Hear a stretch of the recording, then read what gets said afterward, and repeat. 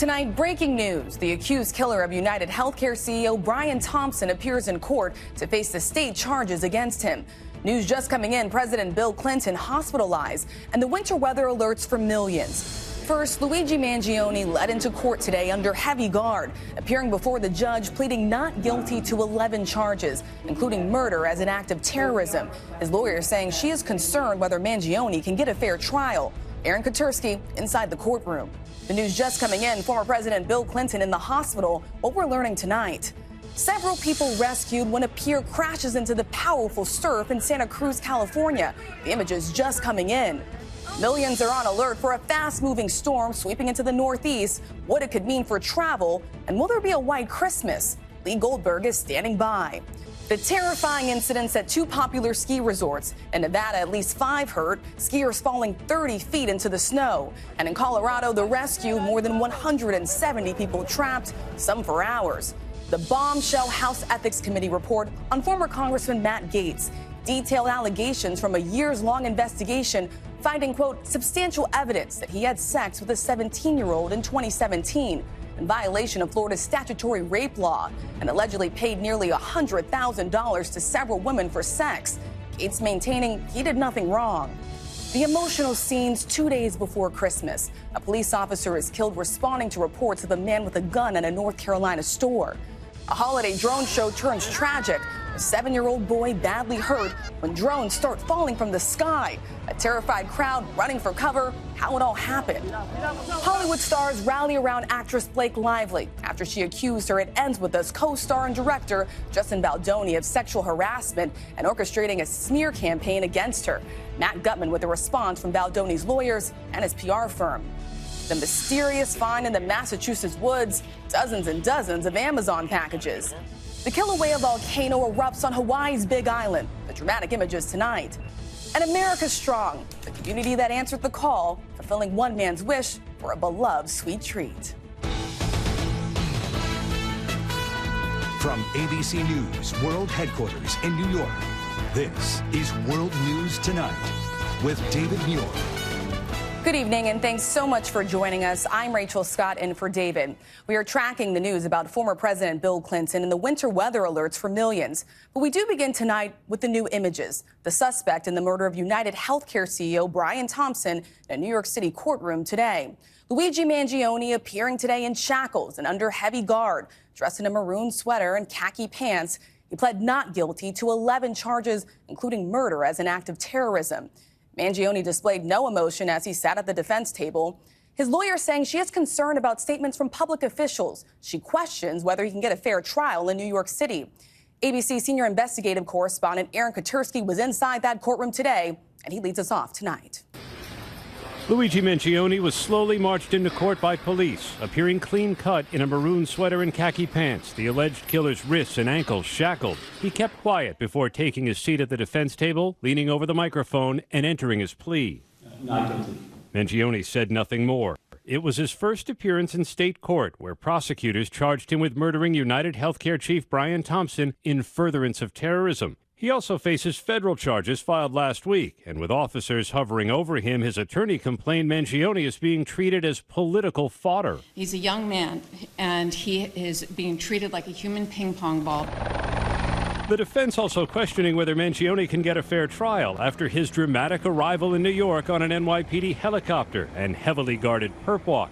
New York City Mayor Eric Adams there waiting. He was on display for everyone to see in the biggest staged perp walk I've ever seen in my career.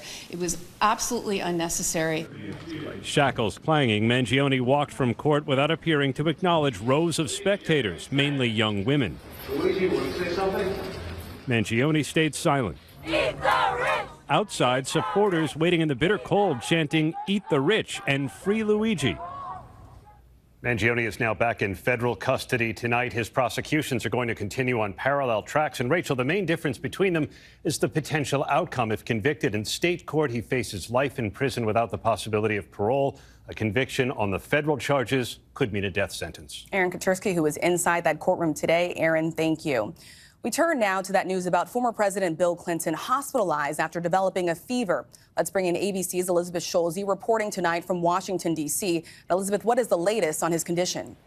Rachel, former President Bill Clinton is under observation tonight at MedStar Georgetown University Hospital here in Washington. His deputy chief of staff says he was admitted after developing a fever. He is there for testing, adding he is fine, awake and alert, in good spirits, and deeply appreciates the excellent care he is receiving.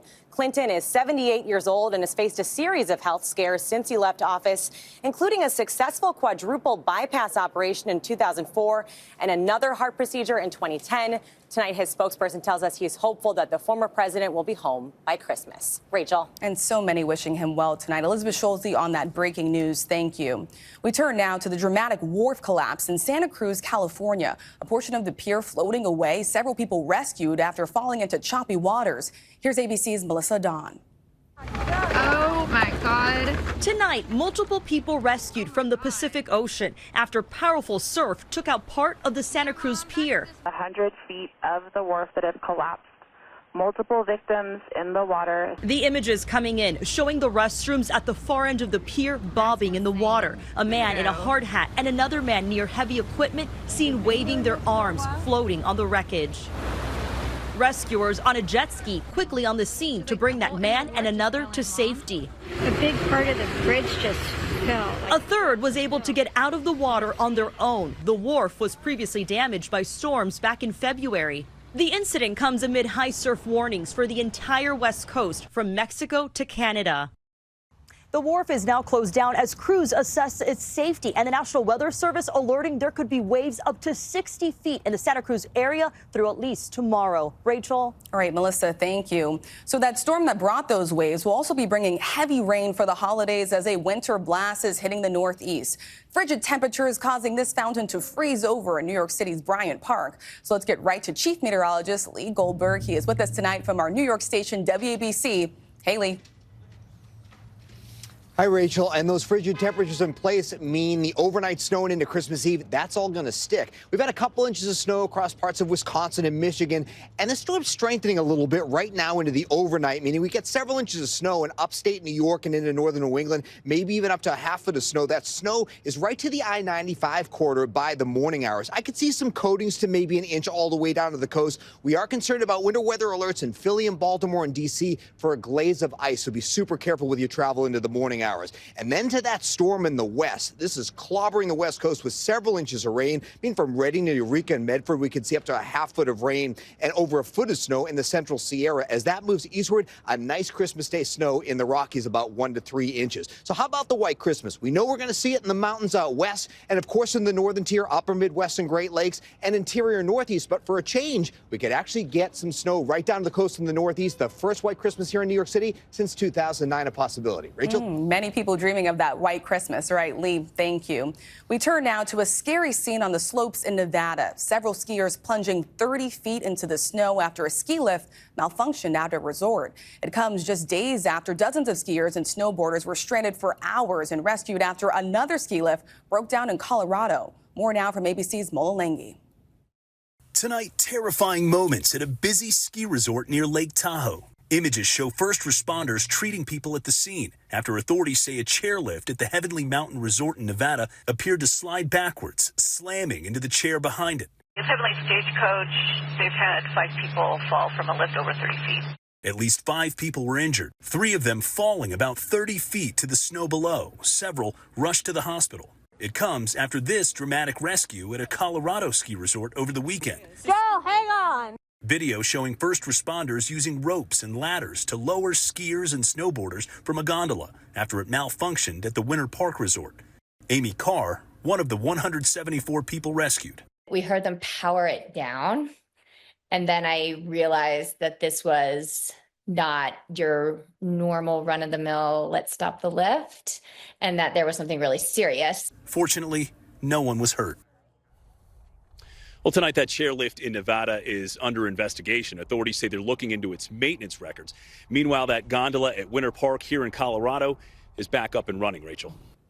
Mola, on this developing story tonight for us. Mola, thank you. We turn now to that bombshell report into the conduct of former Congressman Matt Gaetz, Donald Trump's first pick for Attorney General. The House Ethics Committee concluding Gaetz violated multiple state laws, accusing him of illegal drug use and engaging in a pattern of paying women for sex, including a 17-year-old girl. Tonight, what the bipartisan committee found and how Gaetz is responding. Here's ABC's Selena Wang. Tonight, a scathing report by the bipartisan House Ethics Committee finding substantial evidence that former Republican Congressman Matt Gaetz had sex with a 17-year-old girl in violation of Florida's statutory rape law. Gaetz, who President-elect Trump had tapped to be his attorney general, allegedly had sex with the teen in 2017 when he was a freshman congressman. She had just finished her junior year of high school. The woman, known as Victim A, testifying to the committee that Gaetz had sex with her twice at a party, after which she, quote, recalled receiving $400 in cash from Representative Gaetz that evening, which she understood to be payment for sex. Victim A said she never told Gaetz she was under 18 at the time, and he did not ask. The Ethics Committee said the relationship still violated the statutory rape law in Florida. According to the report, the former congressman paid nearly $100,000 to 12 different women for sex between 2017 and 2020. Gaetz also allegedly using illegal drugs, cocaine and ecstasy on multiple occasions. Gaetz has repeatedly said he's done nothing wrong. I have not had a relationship with a 17-year-old. That is totally false. Just last week, writing on X, I was charged with nothing, fully exonerated. Adding, it's embarrassing, though not criminal, that I probably partied, womanized, drank, and smoked more than I should have earlier in life. And today, Gaetz posting, there is a reason they did this to me in a Christmas Eve report and not in a courtroom of any kind where I could present evidence and challenge witnesses. He's a great guy. Really a great person, and he's on the controversial side, but that's not bad. Gaetz resigned from Congress after Trump nominated him for Attorney General last month. But Gaetz withdrew his name from consideration 8 days later, facing intense scrutiny, and as news leaked that the House Ethics Committee was about to release its report. The Justice Department investigated Gaetz for years before declining to bring charges against him. Matt Gaetz remains a close ally to Donald Trump. Rachel? He continues to deny those allegations. Selena, we also want to get to another headline tonight out of the White House. President Biden commuting 37 sentences, and you're learning tonight that's nearly all the prisoners on federal death row. That's exactly right. So those 37 inmates will now serve life in prison without the possibility of parole. So now there are only 3 men who remain on federal death row, including one of the Boston Marathon bombers and the mass shooters in the attacks on the Tree of Life Synagogue and the Mother Emanuel AME Church. And tonight, Trump's team and some of the family members of the victims are slamming President Biden's decision. Rachel? Selena reporting from Washington tonight. Selena, thank you. Turning now to the holiday light show disaster in Orlando, Florida. Several drones suddenly falling from the sky. A 7-year-old boy severely injured. Here's ABC's Stephanie Ramos. Watch as a drone in a popular light show comes barreling toward an unsuspecting crowd in Florida. You could hear propeller blades smacking into plastic. It was like kind of crackling sounds. Tonight, the FAA investigating why dozens of specially designed synchronized drones malfunctioned, colliding in midair before falling out of the sky. I don't think they're supposed to be falling. A 7-year-old boy is now recovering after one hit him in the chest. First responders rushing him to the hospital. My daughter found my son on the floor, unconscious, blood coming out his face. Honestly, I was freaking out that I was going to lose my baby because he was losing consciousness. Alexander Lumsden undergoing emergency open heart surgery. His mom saying one of the drones left an imprint and damaged one of his heart valves. They're saying it was like equivalent to him getting hit by a car in the chest. Drone displays like the one in Lake Tahoe are gaining popularity across the country as an alternative to fireworks. Saturday's show by Sky Elements draws crowds of 25,000. The show's vendor, Sky Elements Drones, expressed their concern and say they are fully cooperating with the investigation. Rachel. Stephanie, thank you. We turn now to that blockbuster headline out of Hollywood.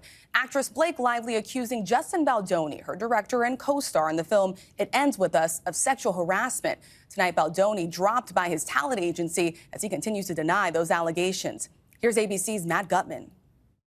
Tonight, that blockbuster lawsuit rocking Hollywood. Blake Lively accusing her co-star and the director of the film It Ends With Us about domestic violence. Stop walking through this party, following me around. Can you just shut up for 1 second? Of sexual harassment and an effort to destroy Lively's reputation. The 80-page complaint filed with California's Civil Rights Department alleges that Justin Baldoni and another producer showed her nude videos and images of women, discussed sexual conquests, and criticized Lively's body and weight. Lively, who's also a producer on the movie, alleging Baldoni even improvised physical intimacy and kissing during one scene, stating Mr. Baldoni insisted on shooting the full scene over and over again, well beyond what would have been required on an ordinary set and without advance notice or consent. The suit says Lively asked for a meeting in which a list of dozens of protections were agreed upon to make Lively and the crew feel safe on the set. Lively's husband, Ryan Reynolds, was there, and the suit alleges that Baldoni agreed to the protections and said they were, quote, reasonable and essential. But as the movie premiered, the complaint alleges that Baldoni and others hired a crisis PR team to both protect Baldoni from allegations of misconduct and to tarnish Lively's reputation.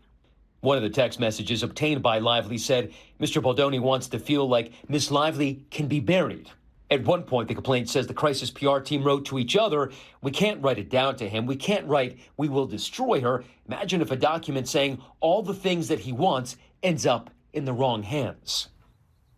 The attorney for Baldoni and the crisis PR team calling those allegations, Rachel, completely false and outrageous. And while the attorney did not deny the authenticity of those text messages, he said that that action plan to, quote, bury Lively, quote, proved unnecessary. The attorney also saying he plans to countersue Lively. Rachel. All right, Matt Gutman reporting tonight from Los Angeles. Matt, thank you. When we come back, a shooting at a grocery store leaves the community in mourning for a hero officer.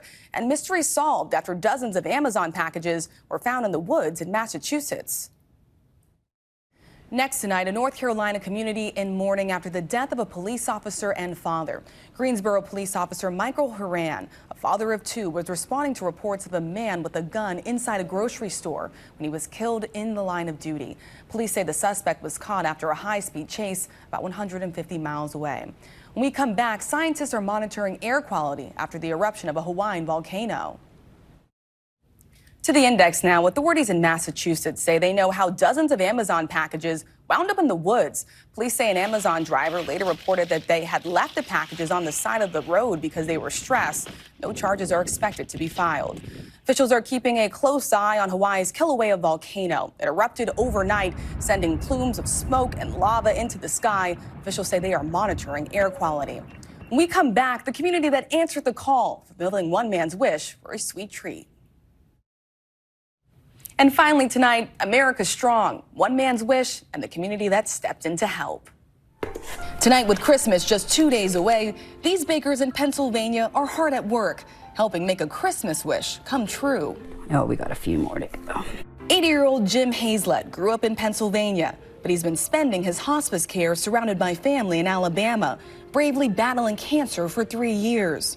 He mentioned to his family that he was craving a Pittsburgh classic kolache, a dessert rolled with cinnamon, sugar, and walnuts, something that tasted like home. And that's when his daughter, Jill Benefield, had an idea, posting on the Facebook group, the Wedding Cookie Table Community, with more than 300,000 members, asking if someone would be willing to bake one for her dad. And this community of strangers answered that call. Just feels really good when you have people surrounding you in such a hard time. Within hours of Jill's posts, astonishingly, in addition to kolaches, 98 boxes of Christmas cookies. This is a box of Cookie Love from Pittsburgh on its way to Jimmy in Alabama. I wanted to send him some treats that I had hoped would bring back memories of his childhood. Merry Christmas. Jim and his family grateful and paying it forward this Christmas with cookies that came from the hearts and the kitchens of Pennsylvania. We will be donating to some hospice facilities and some nursing homes in the area and homeless shelters. We cannot express how thankful and appreciative we are to all of you for surrounding my grandpa. A sweet surprise for the holidays. Thank you for watching. I'm Rachel Scott. Good night. Thank you for making World News Tonight with David Muir, America's most watched newscast.